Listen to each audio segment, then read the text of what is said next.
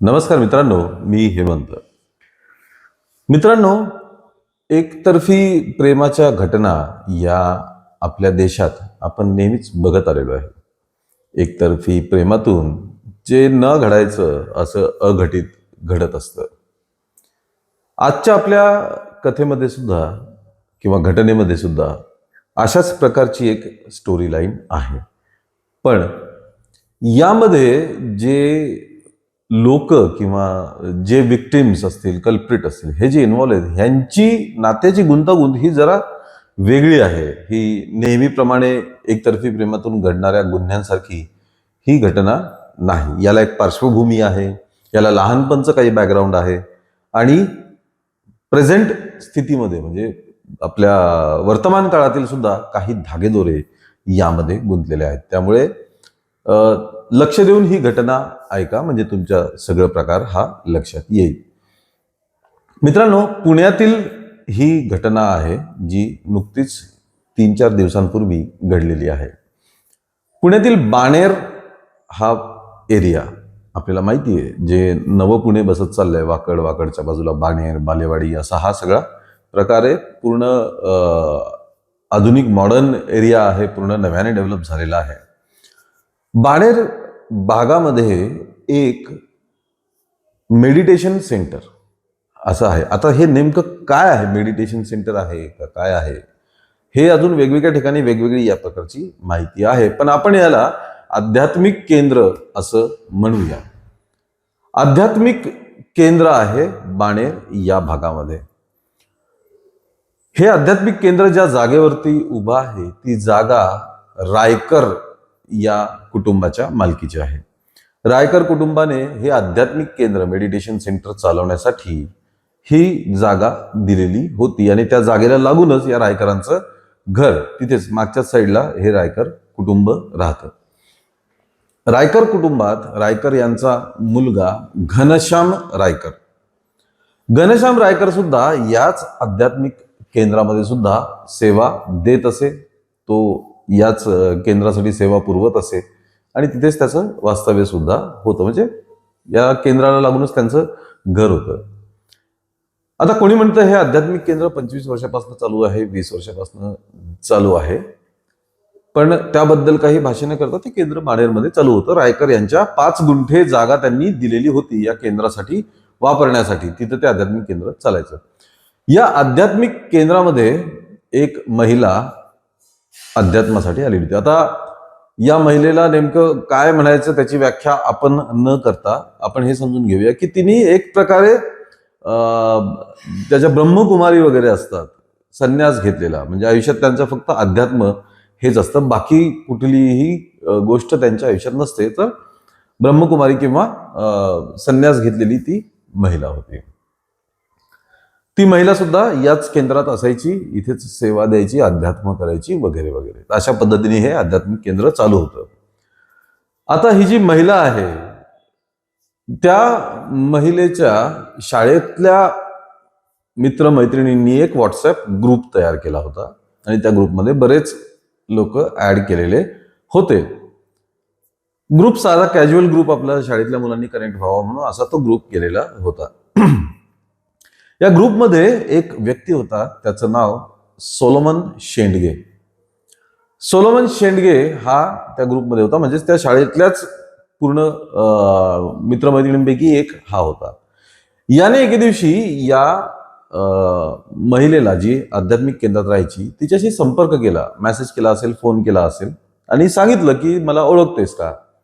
तर तिला फारसं काही आठवत नव्हतं. ती म्हणाली नाही ओळखत आहे मी. तर त्याने आपली ओळख करून दिली, मी सोलोमन शेंडगे, आपण शाळेत होतो सोबत, असं तसं दिलं. आणि माझा 10 वर्षापूर्वी विवाह झाला होता, पण आता मी आणि माझी बायको म्हणजे 10 वर्षांपासून आम्ही सोबत राहत नाही, मी विभक्त राहतो, आम्ही वेगळे झालोय वगैरे असं सगळं सांगितलं. आणि सध्या माझ्याकडे काही काम नाहीये, सध्या माझे काही मिळकत नाहीये, त्यामुळे मी थोडा परेशान आहे आणि अगदीच राहण्याची जागा, खाण्याचे वगैरे सगळेच हाल चालू आहेत, असं काहीतरी त्याने तिला सांगितलं.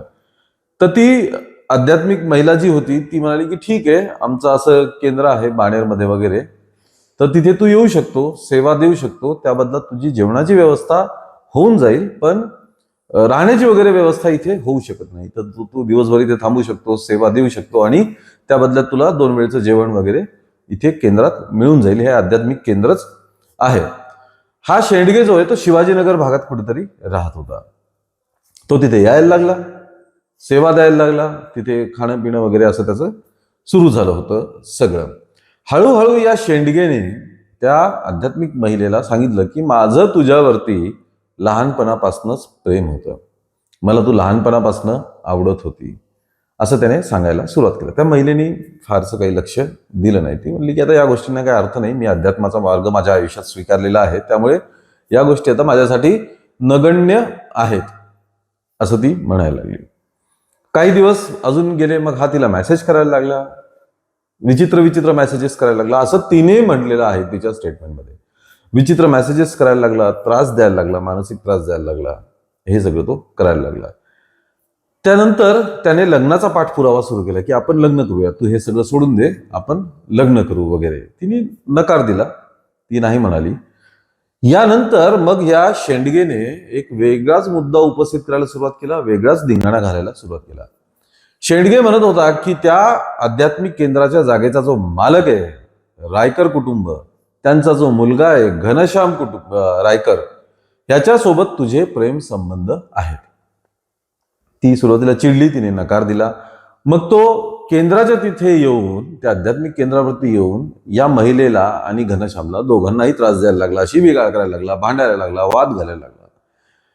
एके दिवशी 6 ऑगस्ट रोजी सकाळी 11:15च्या सुमारास हा शेंडगे तिथे आला. सोलोमन शेंडगे हा तिथे आला. त्या ठिकाणी आल्यावरती त्याने तोच मुद्दा परत उपस्थित करून, घनश्याम रायकर तिथेच होते, त्याने वाद घालायला सुरुवात केली. वाद घालायला सुरुवात केल्यानंतर त्याने शिवीगाळ करायला सुरुवात केली घनश्याम याला. तेव्हा ती महिला तिथे आली आणि तिने सांगितलं की घनश्यामला की तू सरळ सरळ पोलीस तक्रार करून टाकायच्याबद्दल, हा इथे येतो, त्रास देतो वगैरे, हे आध्यात्मिक केंद्र आहे आणि इथे येऊन हा असा धिंगाणा घालतो, त्यापेक्षा तू ह्याच्यावरती पोलीस केस टाकून दे, पोलीस तक्रार करून टाकू, असं म्हणाला. याचा त्या सोलोमनला अजून राग आला. मग ती महिला फोन आणण्यासाठी आत गेली आश्रमामध्ये. तेवढ्यात या सोलोमनने घनश्याम याला मारहाण करायला सुरुवात केली. आणि आपल्यासोबत आणलेलं धारदार शस्त्र त्याने काढलं. धारदार शस्त्र काढल्यानंतर मग घनश्याम घाबरला आणि त्याने तिथून पळ काढायला सुरुवात केली. तो पळत पळत गेला. बाणेरमध्येच त्या आश्रमाच्या थोड्याशा दुरीवरती होंडाचं शोरूम आहे, तिथपर्यंत तो पळतो. इथे त्याने आधी केंद्रातच मारहाण करायला गेली. मारहाण करत असताना त्याचं घर बाजूला असल्यामुळे त्या घनश्यामच्या आईने तो प्रकार बघितला. घनश्यामचे वडील या त्या घराच्या आजूबाजूलाच कुठेतरी होते. त्यांनी आरडाओरडा करून आपल्या पतीला बोलवायला सुरुवात केली की कोणीतरी व्यक्ती आहे, तो घनश्यामला मारतोय, तुम्ही पटकन या. तेवढ्यात त्याचे वडील तिथे आले. त्यांनी बघितलं की घनश्याम हा पळतोय आणि त्याच्या मागे हा सोलोमन शेंडगे तो सुद्धा पळतोय. थोड्या अंतरावर गेल्यावरती तिथं होंडाचं शोरूम होतं. हे पळत पळत तिकडे गेले, त्यांच्या मागे त्याचे वडील सुद्धा पळत पळत गेले. जेव्हा त्याचे वडील त्या होंडा शोरूमच्या तिथे पोहोचले तेव्हा हा व्यक्ती सोलोमन शेंडगे हा तिथे उभा होता. निळ्या रंगाचा लायनिंगचा शर्ट घातलेला होता. पण त्यांचा मुलगा, रायकरांचा मुलगा घनश्याम रायकर, हा रक्ताच्या थारोळ्यात खाली पडलेला होता. तिथे 2-3 दुसरे लोक सुद्धा उभे होते आणि ही आध्यात्मिक महिला ती सुद्धा त्या ठिकाणी उभी होती. रायकरांनी बघितलं आपला मुलगा रक्ताच्या थारोळ्यात. त्यांनी बाजूच्या व्यक्तीला विचारलं नेमकं काय झालंय. तेव्हा त्यांना घडलेला सगळा प्रकार कळला की हा सोलोमन शेंडगे याने धारधार शस्त्राने वार करून करून त्यांच्या मुलाला घनश्यामला त्याने मारून टाकलेला आहे. ताबडतोब चतुशृंगी पोलीस ठाण्यात कळवण्यात आलं. पोलीसही तिथे तातडीने धाव घेतली. पण काही ठिकाणी अशी माहिती उपलब्ध आहे की हा सगळा प्रकार केल्यानंतर सोलोमन शेंडगे हा स्वतःच चतुशृंगी पोलीस ठाण्यात गेला आणि त्याने मी अशा अशा व्यक्तीचा खून केलेला आहे आत्ताच, असं सांगून स्वतःला पोलिसांच्या स्वाधीन केलं. त्यानंतर मग बाणेरच्या हद्दीत हा घडलेला असल्या प्रकारमुळे बाणेर पोलीस ठाण्यात ती तक्रार सरकवण्यात आली, वर्ग करण्यात आली. आता या ठिकाणी मुळात काही प्रश्न आहेत जे पोलिसांच्या मनातही आहेत आणि पोलीस त्या दृष्टीने तपास करत आहेत. हा व्यक्ती जर त्रास होता तर मग त्या आध्यात्मिक ब्रह्मकुमारी महिलेने आधीच पोलिसांमध्ये तक्रार का केली नाही जेव्हा त्याने त्रास द्यायला सुरुवात केला तेव्हाच. दुसरी गोष्ट, पोलीस हे सुद्धा तपासत आहेत डिजिटल पुराव्यांच्या आधारे, chat, social media, phone call recording याच्या आधारे, की हा सोलोमन शेडगे खरंच त्या महिलेला किती वेळेस फोन करायचा, त्यांच्यात किती वेळ बोलणं व्हायचं, त्यांच्यात कुठल्या मेसेजेसची देवाणघेवाण होत असे, आणि हे एकतर्फी प्रेमाचं प्रकरण आहे का वेगळं काही प्रकरण आहे, या सगळ्या गोष्टींचा तपास आता पोलीस अधिकारी त्यांच्या पद्धतीने करत आहेत. कारण अचानकपणे येऊन एखादी व्यक्ती एखाद्याचा खून करून टाकते, त्याला काही पार्श्वभूमी असली पाहिजे, त्याला काही बॅकग्राऊंड असलं पाहिजे, आणि तेच बॅकग्राऊंड नेमकं काय आहे. कारण ही महिला सोलोमन शेडगेला लहानपणापासून ओळखत होती, असं म्हणतात. ते शाळेतले मित्र होते, शाळेतल्याच बनवलेल्या एका ग्रुपमध्ये हा तिच्या कॉन्टॅक्टमध्ये आला आणि हा सगळा प्रकार सुरू झाला. मित्रांनो, बाणेर हा तसा गजबजलेला पॉश एरिया आहे पुण्यातला. त्या ठिकाणी दिवसा ढवळ्या असा हा प्रकार एखादा घडल्याने बाणेर, बालेवाडी, वाकड या परिसरामध्ये भीतीचं वातावरण आहे. कारण मागच्या काही महिन्यांमध्ये तिथे सातत्याने गुन्हेगारी, मर्डर असे प्रकार घडताना आपल्याला दिसून येतात. त्यामुळे नागरिक मागणी करतायत की इथे पोलिसांची गस्त वाढवावी, पोलिसांचा वावर हा इथे मोठा असला पाहिजे. अतिशय दुर्दैवी घटना, एक ब्रह्मकुमारी, अध्यात्माच्या मार्गाने जाणारी महिला, तिच्यावरती एकतर्फी प्रेम करणारा तिचा शाळेतला मित्र, आणि त्याने अध्यात्म केंद्राच्या जागेच्या मालकावरती प्रेमसंबंध असल्याचा संशय घेऊन त्या घरमालकालाच संपवलं, आणि त्यातून अख्ख्या पुण्यात नव्हे महाराष्ट्रात सर्वत्र खळबळ उडालेली आहे.